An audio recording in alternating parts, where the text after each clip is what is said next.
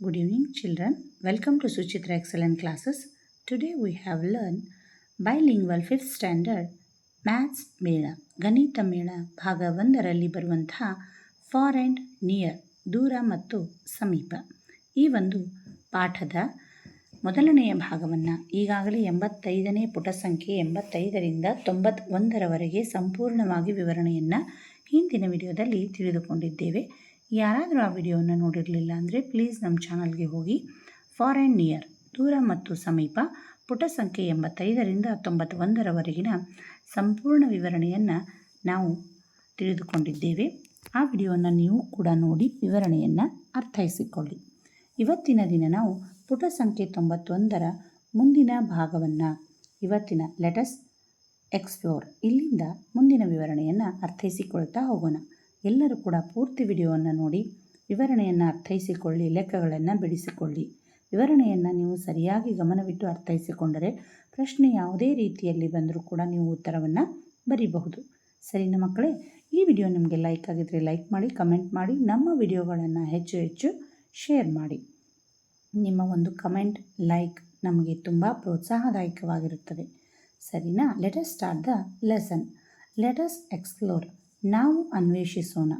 The world of small things. ಸಣ್ಣ ವಸ್ತುಗಳ ಪ್ರಪಂಚ. ಅಂದರೆ ಈ ಒಂದು ಚಿಕ್ಕ ಚಿಕ್ಕ ವಸ್ತುಗಳಿರ್ತಾವಲ್ವ, ಇವುಗಳನ್ನು ಹೇಗೆ ಅಳತೆ ಮಾಡೋದು ಅನ್ನೋದನ್ನು ಈಗ ಒಂದೊಂದಾಗಿ ತಿಳಿಯುತ್ತಾ ಹೋಗೋಣ. ಸ್ಪ್ರಾಟ್ ಮೊಳಕೆ, ಸ್ಮಾಲ್ ಸ್ಕ್ರೀವ್ಸ್ ಸಣ್ಣ ತಿರುಪು ಮೊಳೆಗಳು, ನೇಲ್ ಉಗುರು, ಇವುಗಳನ್ನು ಹೇಗೆ ಅಳತೆ ಮಾಡೋದು ಅನ್ನೋದನ್ನು ಮುಂದಿನ ಒಂದು ವಿವರಣೆಯಲ್ಲಿ ಅರ್ಥೈಸಿಕೊಳ್ತಾ ಹೋಗೋಣ. ನೋಡಿ, ಇಲ್ಲಿ ತೋರಿಸಿರುವಂಥ ಸಣ್ಣ ವಸ್ತುಗಳನ್ನು ಹೇಗೆ ಅಳತೆ ಮಾಡುವುದು ಅನ್ನೋದನ್ನು ನೋಡೋಣ. ನಾವು ಸ್ಕೇಲನ್ನು ನೋಡೋಣ. ಇಲ್ಲಿ ಸ್ಕೇಲ್ ಕಾಣ್ತಾ ಇದೆಯಾ? 1 ಸೆಂಟಿಮೀಟರ್ ಮತ್ತು 2 ಸೆಂಟಿಮೀಟರ್ ನಡುವಿನ ಸಣ್ಣ ಗುರುತುಗಳನ್ನು ನೀವು ಗುರುತಿಸುವಿರಾ? ನೋಡಿ, 1 ಮತ್ತು 2 ಸೆಂಟಿಮೀಟರ್ ನಡುವೆ ಎಷ್ಟು ಗುರುತುಗಳಿವೆ ಎಂದು ಎಣಿಸಿ. ನೋಡಿ, ಈ 1ರಿಂದ ನೋಡಿ, ಇದು 1 ಸೆಂಟಿಮೀಟರ್,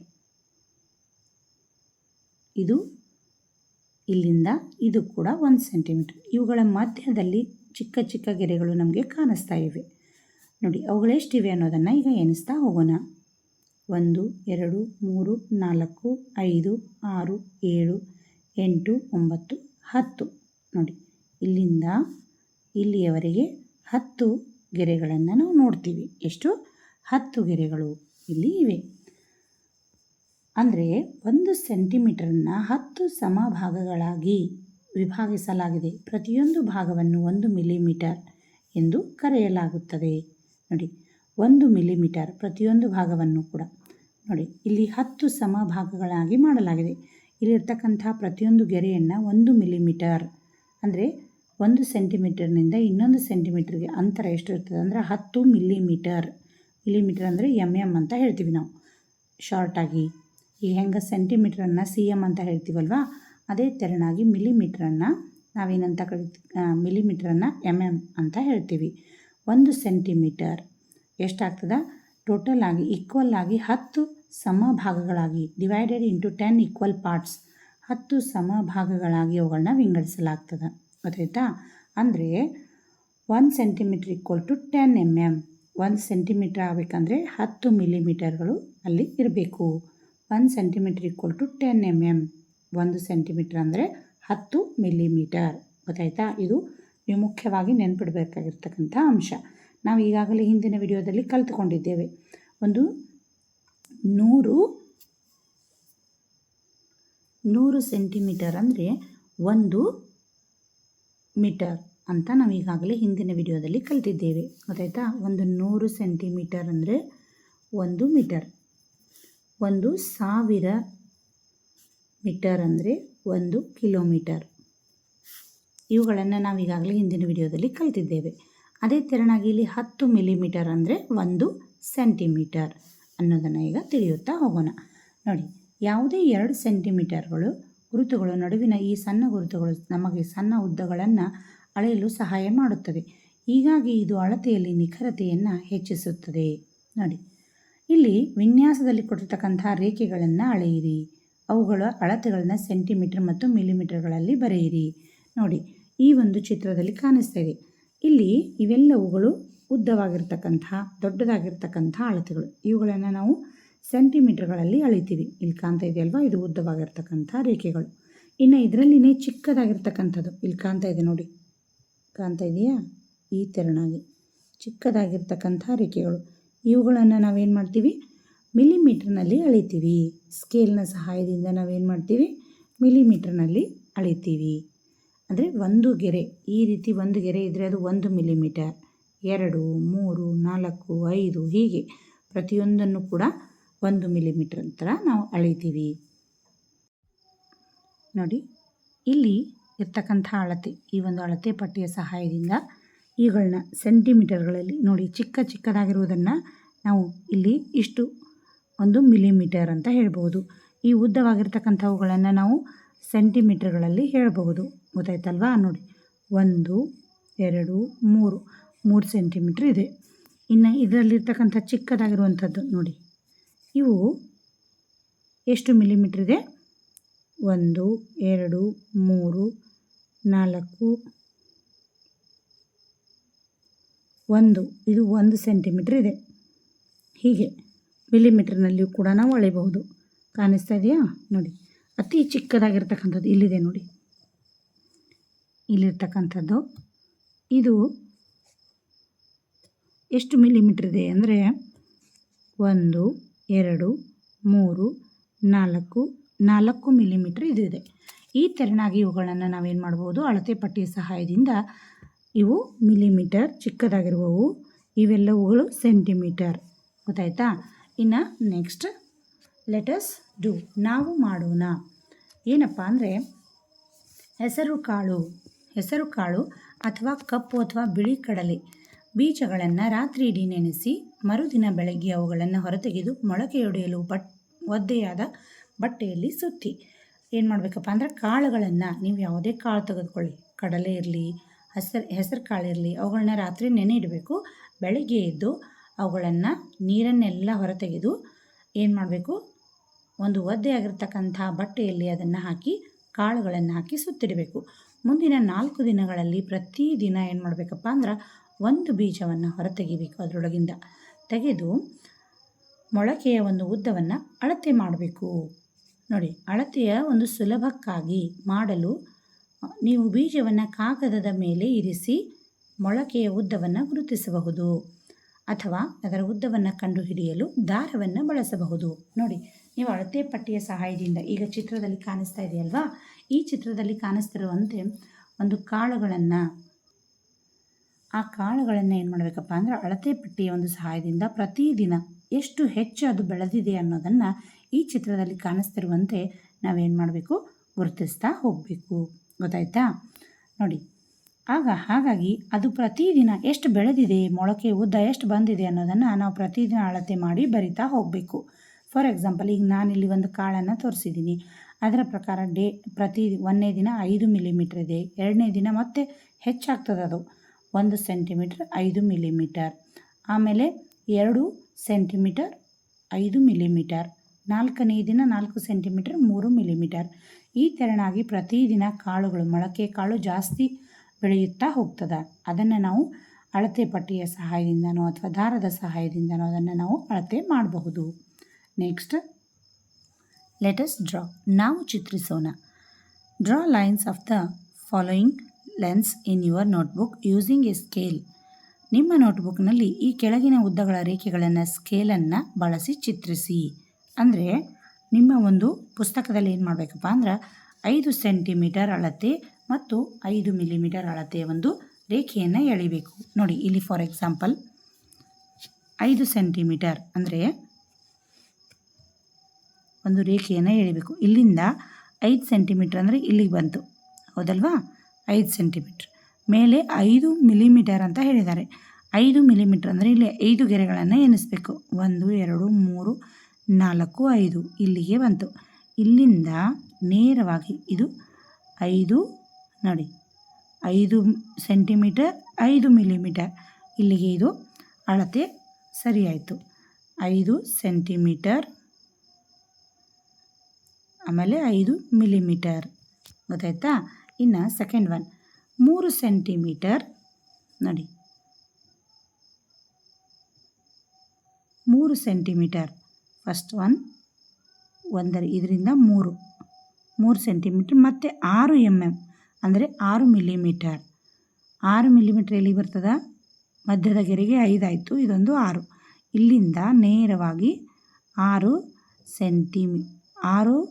ಮಿಲಿಮೀಟರ್ 3 ಸೆಂಟಿಮೀಟರ್ ಮತ್ತು 6 ಮಿಲಿಮೀಟರ್ 3 ಸೆಂಟಿಮೀಟರ್ 6 ಮಿಲಿಮೀಟರ್.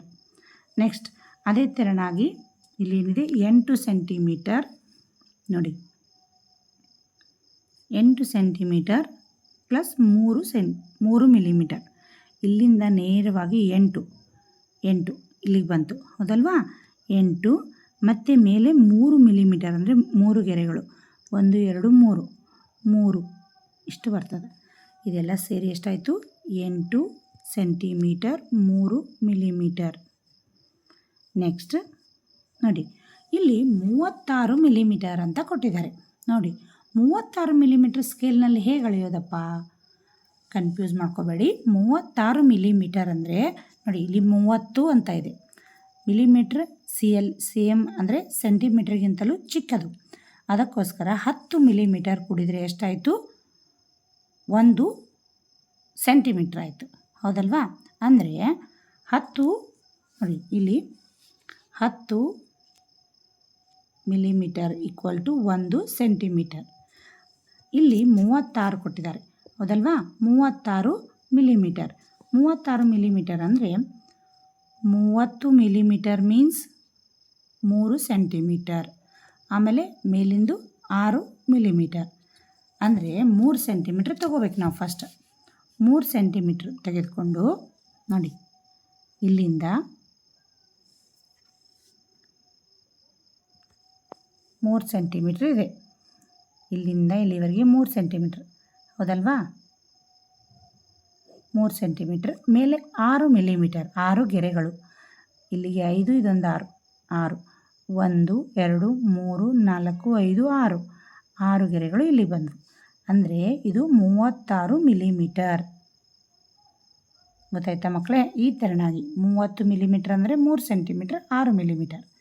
ನೆಕ್ಸ್ಟ್ ಇದೇ ತೆರನಾಗಿ ಇಲ್ಲಿ 67 ಮಿಲಿಮೀಟರ್ ಅಂದರೆ ಫಸ್ಟ್ ಏನು ಮಾಡಬೇಕು? 6 ಸೆಂಟಿಮೀಟ್ರನ್ನು ತಗೋಬೇಕು. ಇಲ್ಲಿಂದ 6 ಸೆಂಟಿಮೀಟ್ರ್ ತಗೋಬೇಕು. ಆಮೇಲೆ 7 ಮಿಲಿಮೀಟರ್ ಮತ್ತೆ 7 ಇದೆಯಲ್ವಾ? 1 2 3 4 5 6 7 ಇಲ್ಲಿಗೆ ಬಂತು 7 ನೋಡಿ ಇಲ್ಲಿಗೆ. ಅಂದರೆ ಇದು 67 ಮಿಲಿಮೀಟರ್ 6 ಸೆಂಟಿಮೀಟರ್. ಹಿಂಗಂದ್ರೂ ಒಂದೇ 6 ಸೆಂಟಿಮೀಟರ್ 7 ಮಿಲಿಮೀಟರ್ ಅಂದರೂ ಒಂದೇ. ಇದು ಕೂಡ 3 ಸೆಂಟಿಮೀಟರ್ 6 ಮಿಲಿಮೀಟರ್ ಅಂದರೂ ಕೂಡ ಒಂದೇ, ಎರಡು ಒಂದೇ. ಗೊತ್ತಾಯ್ತಾ? ಈ ತೆರನಾಗಿ ನಾವೇನು ಮಾಡಬೇಕು ಅಂದರೆ ಸೆಂಟಿಮೀಟರ್ ಮತ್ತು ಮಿಲಿಮೀಟರ್ಗಳನ್ನು ಒಂದು ಉದ್ದದ ರೇಖೆಗಳನ್ನು ಸ್ಕೇಲನ್ನು ಬಳಸಿ ಚಿತ್ರಿಸಿ ಅಂತ ಹೇಳ್ತಾರೆ. ಈ ತೆರನಾಗಿ ನಾವು ಚಿತ್ರಿಸಬೇಕು. ನೆಕ್ಸ್ಟ್ ನೀವು 36 ಮಿಲಿಮೀಟರ್ 67 ಮಿಲಿಮೀಟರ್ ಉದ್ದದ ರೇಖೆಗಳನ್ನ ಹೇಗೆ ಎಳೆದಿದ್ದೀರಿ? ತರಗತಿಯಲ್ಲಿ ನಿಮ್ಮ ಆಲೋಚನೆಯನ್ನು ಹಂಚಿಕೊಳ್ಳಿ. ಗೊತ್ತಾಯ್ತಲ್ವ ನಾನು ಯಾವ ರೀತಿ ಅದನ್ನು ಬರೆದೆ ಅಂತ. ಅದೇ ತೆರನಾಗಿ ಬೇರೆ ಸಂಖ್ಯೆಗಳನ್ನು ಕೂಡ ನೀವು ಬರೀಬಹುದು. ಇನ್ನು next relationships between different units ವಿವಿಧ ಏಕಮಾನಗಳ ನಡುವಿನ ಸಂಬಂಧಗಳು. ನೋಡಿ 10 ಮಿಲಿಮೀಟರ್ ಅಂದರೆ 1 ಸೆಂಟಿಮೀಟರ್, 10 ಸೆಂಟಿಮೀಟರ್ ಅಂದರೆ 100 ಸೆಂಟಿಮೀಟರ್ ಅಂದರೆ 1 ಮೀಟರ್, 1000 ಮೀಟರ್ ಅಂದರೆ 1 ಕಿಲೋಮೀಟರ್. ಇವೆಲ್ಲವುಗಳನ್ನು ನಾವು ಈಗಾಗಲೇ ಕಲಿತಾ ಬಂದಿದ್ದೇವೆ. ಇದು ತುಂಬ ಮುಖ್ಯವಾದದ್ದು, ನೆನ್ಪಿಟ್ಕೋಬೇಕು ನೀವೆಲ್ಲರೂ. 10 ಮಿಲಿಮೀಟರ್ ಅಂದರೆ 1 ಸೆಂಟಿಮೀಟರ್, 100 ಸೆಂಟಿಮೀಟರ್ ಅಂದರೆ 1 ಮೀಟರ್, 1000 ಮೀಟರ್ ಅಂದರೆ 1 ಕಿಲೋಮೀಟರ್. ಗೊತ್ತಾಯ್ತಾ? ಇದರ ಆಧಾರದ ಮೇಲೆ ಲೆಕ್ಕಗಳನ್ನ ಬಿಡಿಸ್ತಾ ಹೋಗೋಣ. Let us do. Fill in the blanks appropriately in the double number lines given below. ನೋಡಿ ಇಲ್ಲಿ ದ್ವಿಸಂಖ್ಯಾ ರೇಖೆಗಳಲ್ಲಿ ಖಾಲಿ ಜಾಗಗಳನ್ನು ಸೂಕ್ತವಾಗಿ ಭರ್ತಿ ಮಾಡಿ. 1 ಸೆಂಟಿಮೀಟರ್ ಅಂದರೆ 10 ಮಿಲಿಮೀಟರ್ ಹೌದಾ? 7 ಸೆಂಟಿಮೀಟರ್ ಅಂದರೆ 70 ಅಂದರೆ 10ಕ್ಕೆ ಅದನ್ನು ಗುಣಿಸ್ಬೇಕು. ಅಂದರೆ 1 ಸೆಂಟಿಮೀಟ್ರನ್ನು 10ಕ್ಕೆ ನಾವು ಗುಣಿಸಿದಾಗ 10 ಮಿಲಿಮೀಟ್ರ್ ಆಯಿತು. 7ನ್ನು ನಾವು 10ಕ್ಕೆ ಗುಣಿಸಿದರೆ 70 ಮಿಲಿಮೀಟರ್. 15 ಸೆಂಟಿಮೀಟ್ರ್ ಅಂದರೆ 150 ಮಿಲಿಮೀಟರ್. ಇದನ್ನು ಕೂಡ 10ಕ್ಕೆ ಗುಣಿಸ್ತೀವಿ. ಅದೇ ತೆರನಾಗಿ 25 ಸೆಂಟಿಮೀಟರ್ ಅಂದರೆ 250 ಮಿಲಿಮೀಟ್ರ್ ಇದ್ದರೆ ಅದನ್ನು ನಾವೇನು ಮಾಡ್ತೀವಿ, 10ರಿಂದ ಭಾಗಿಸಿದಾಗ ಎಷ್ಟು ಬಂತು, 25 ಸೆಂಟಿಮೀಟರ್. ಇಲ್ಲಿ 32 ಸೆಂಟಿಮೀಟರ್, 320 ಮಿಲಿಮೀಟ್ರ್ ಅಂದರೆ 32 ಸೆಂಟಿಮೀಟರ್. ಅದೇ ತೆರನಾಗಿ ಇಲ್ಲಿ 45 ಸೆಂಟಿಮೀಟರ್, 450 ಮಿಲಿಮೀಟ್ರ್ ಅಂದರೆ 45 ಸೆಂಟಿಮೀಟರ್. ಇಲ್ಲಿ ನೋಡಿ 50 ಸೆಂಟಿಮೀಟ್ರ್ ಅಂದರೆ 500 ಮಿಲಿಮೀಟರ್, 50 ಸೆಂಟಿಮೀಟ್ರ್ ಅಂದರೆ 500 ಮಿಲಿಮೀಟರ್. ನೆಕ್ಸ್ಟ್ ಅದೇ ತೆರನಾಗಿ ಇಲ್ಲಿ 1 ಮೀಟ್ರ್ ಅಂದರೆ 1000 ಸೆಂಟಿಮೀಟರ್, 100 ಸೆಂಟಿಮೀಟರ್. 1 ಮಿಲಿಮೀಟ್ರ್ ಅಂದರೆ 100 ಸೆಂಟಿಮೀಟ್ರ್. ಈಗ 4 ಮೀಟ್ರ್ ಅಂದರೆ 400 ಸೆಂಟಿಮೀಟರ್, ಅಂದರೆ 100ಕ್ಕೆ ಇಂಟು ಮಾಡ್ತೀವಿ. ಅದೇ ತೆರನಾಗಿ 10 ಮೀಟ್ರ್ ಅಂದರೆ 1000 ಸೆಂಟಿಮೀಟ್ರ್, ಅಂದರೆ ಇದನ್ನು ಕೂಡ 100ಕ್ಕೆ ಗುಣಿಸ್ತೀವಿ. ಅದೇ ತೆರನಾಗಿ 12 ಮೀಟರ್, 1200 ಸೆಂಟಿಮೀಟ್ರ್ ಅಂದರೆ 12 ಮೀಟರ್. 1400 ಸೆಂಟಿಮೀಟ್ರ್ ಅಂದರೆ 14 ಮೀಟರ್. 1700 ಸೆಂಟಿಮೀಟ್ರ್ ಅಂದರೆ 17 ಮೀಟರ್. 2100 ಸೆಂಟಿಮೀಟರ್ ಅಂದರೆ 21 ಮೀಟರ್. ನೆಕ್ಸ್ಟ್ 1 ಕಿಲೋಮೀಟ್ರ್ ಅಂದರೆ 1000 ಮೀಟರ್, ಹೌದಾ? ಈಗ 9 ಕಿಲೋಮೀಟ್ರ್ ಅಂದರೆ ಅದನ್ನು ಇಂಟು 1000 ಮಾಡಬೇಕು. ಇಂಟು 1000 ಅಂದರೆ 9000, ಗೊತ್ತಾಯ್ತಾ? ಇನ್ನು 25 ಕಿಲೋಮೀಟ್ರ್ ಅಂದರೆ 25,000 ಮೀಟರ್. 41 ಕಿಲೋಮೀಟ್ರ್ ಅಂದರೆ 41,000 ಕಿಲೋಮೀಟರ್. 55 ಕಿಲೋಮೀಟ್ರ್ ಅಂದರೆ 55,000 ಮೀಟರ್. 67 ಕಿಲೋಮೀಟ್ರ್ ಅಂದರೆ 67,000 ಮೀಟರ್.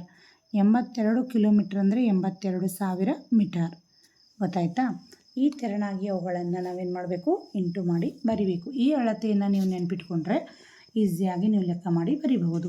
ಇನ್ನು ನೆಕ್ಸ್ಟ್, ಮೇಲಿಂದ ನಿಮಗೆ ದೊರೆತ ತಿಳುವಳಿಕೆಯನ್ನು ಬಳಸಿಕೊಂಡು ಖಾಲಿ ಜಾಗಗಳನ್ನು ಸೂಕ್ತವಾಗಿ ತುಂಬಿರಿ. ನೋಡಿ, 4 centimetre 5 millimetre equal to millimetre, ಇವೆರಡನ್ನು ಸೇರಿಸಿ ಮಿಲಿಮೀಟ್ರ್ ಒಳಗೆ ಬರಿಬೇಕು. ಅಂದರೆ ಟೋಟಲ್ ಆಗಿ 45 ಮಿಲಿಮೀಟರ್. ಇನ್ನು 89 ನೋಡಿ, 89 ಮಿಲಿಮೀಟರ್ ಅಂದರೆ 80 ಮಿಲಿಮೀಟರ್ ಮತ್ತು 9 ಮಿಲಿಮೀಟರ್. ಅಂದರೆ 80 ಅಂದರೆ ಇದು 8 ಸೆಂಟಿಮೀಟ್ರ್ ಆಗ್ತದೆ. 8 ಸೆಂಟಿಮೀಟ್ರ್ ಅಂದರೆ ಸೆಂಟಿಮೀಟ್ರನ್ನು ಡಿವೈಡ್ ಮಾಡಿದಾಗ 8 ಸಪ್ರೇಟ್ ಬಂತು. 8 ಸೆಂಟಿಮೀಟ್ರ್ 9 ಮಿಲಿಮೀಟರ್. ನೋಡಿ, 8 ಸೆಂಟಿಮೀಟರ್ 9 ಮಿಲಿಮೀಟರ್. 234 ಸೆಂಟಿಮೀಟರ್ ಅಂದರೆ 2340 ಮಿಲಿಮೀಟರ್. 514 ಮಿಲಿಮೀಟರ್ ಅಂದರೆ 51 centimetre 4 millimetre. Next 6 metre 34 centimetre, 634 centimetre. 20 metre 12 centimetre, 2012 centimetre. 397 metre, 39,700 centimetre. 5,792 centimetre. 57 metre 92 centimetre. ಅಂದರೆ 57,000 ಸೆಂಟಿಮೀಟ್ರ್ ಇದೆ ಅಲ್ವಾ, ಅದನ್ನು ಏನು ಮಾಡ್ತಾರೆ, 5,792 ಇದೆ ಸೆಂಟಿಮೀಟರ್. 5,700 ಸೆಂಟಿಮೀಟರ್ ಅಂದರೆ ಸೆಂಟಿಮೀಟರ್ ಲೆಕ್ಕದಲ್ಲಿ ಅದನ್ನು ಡಿವೈಡ್ ಮಾಡ್ಕೋತಾರೆ. ಆಮೇಲೆ 92 ಸೆಂಟಿಮೀಟರ್, ಅದನ್ನು ಕೂಡ ಇದು ಮೀಟರ್ ಆಯಿತು. 57 ಮೀಟರ್, ಇದು 92 ಸೆಂಟಿಮೀಟರ್ ಆಯಿತು. ನೆಕ್ಸ್ಟ್ 9,108 ಸೆಂಟಿಮೀಟರ್ ಅಂದರೆ 91 ಮೀಟರ್ 8 ಸೆಂಟಿಮೀಟರ್.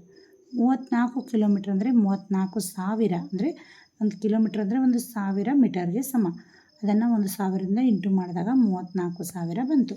6,870 ಮೀಟರ್ ಅಂದರೆ 6 kilometre 870 metre. 10,552 metre, 10 kilometre 552 metre. 29 kilometre 30 metre, 29,030 metre.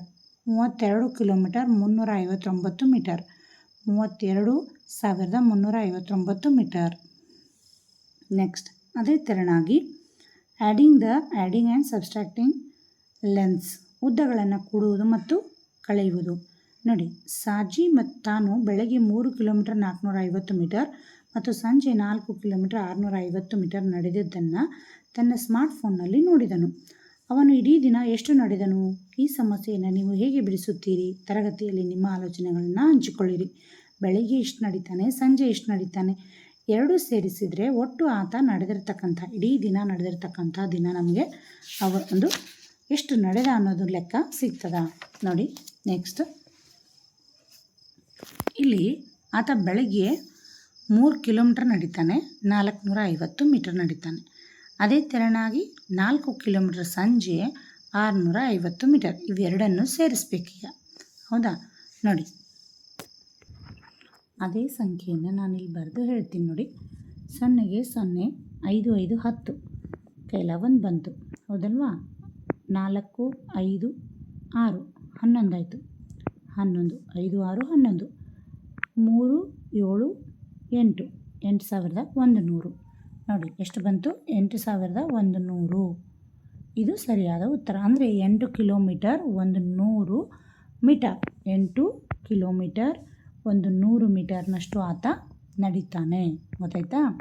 ಇನ್ನು ನೆಕ್ಸ್ಟ್, ಎಲೆಕ್ಟ್ರಿಷಿಯನ್ಗಳು ಒಂದು ಮನೆಯಲ್ಲಿ ಕೇಬಲ್ಗಳನ್ನು ಬದಲಾಯಿಸುತ್ತಿದ್ದಾರೆ. ಈ ಉದ್ದೇಶಕ್ಕಾಗಿ ಅವರಿಗೆ 63 ಮೀಟರ್ ಕೇಬಲ್ ಅಗತ್ಯವಿದೆ. ಮೊದಲ ಕೋಣೆಯಲ್ಲಿ ಅವರು 16 ಮೀಟರ್ 75 ಸೆಂಟಿಮೀಟರ್ ಕೇಬಲ್ ಅನ್ನು ಬಳಸಿದ್ದಾರೆ.